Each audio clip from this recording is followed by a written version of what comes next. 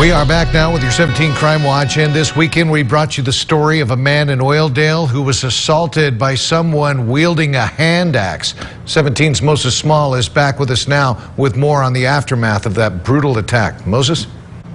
Thank you, Jim. The sheriff's office is searching for a man who attacked 29-year-old Nick Tallant with an axe on the corner of Norris Road and Oildale Drive early Sunday morning. His father shares what happened next. For him to still survive is it's pretty remarkable. A night out turns into a nightmare, and the Tallant family may never be the same. Tim Tallant remembers when first responders told him his son Nick was in the hospital. When you hear that one of your kids have been hacked with an axe time after time and left for dead, you can't breathe. Tallant says his son was walking a woman home from a bar at 2:30 on Sunday morning when two men approached them. And one of the guys reached over and grabbed the lady's purse, and my son grabbed it, and the guy pulled out an axe. Tallant says his son fought off the two attackers and the woman escaped. He put his arms up to protect himself. Left arm was almost severed at the elbow.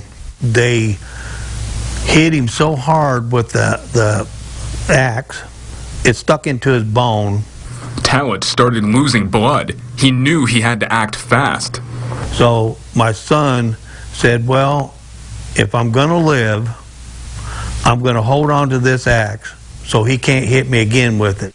Nick sustained injuries to his arms, legs, face, and neck, damaging several arteries. Doctors told the family if he lost more blood, he wouldn't have survived the night. And he survived, but barely. The attacker struck him 7 or 8 times with the hatchet before knocking him unconscious. He was rushed to the hospital after a driver pulled over and asked if he needed help. After 2 hours of emergency surgery and stitches over multiple parts of his body, doctors said Nick was stable. Anybody who would know him would have given their shirt off their back for him. Luckily, my son's stronger than what they thought. Nick Tallant's family and friends organized a GoFundMe to pay for his medical expenses. You can find that on our website after the show.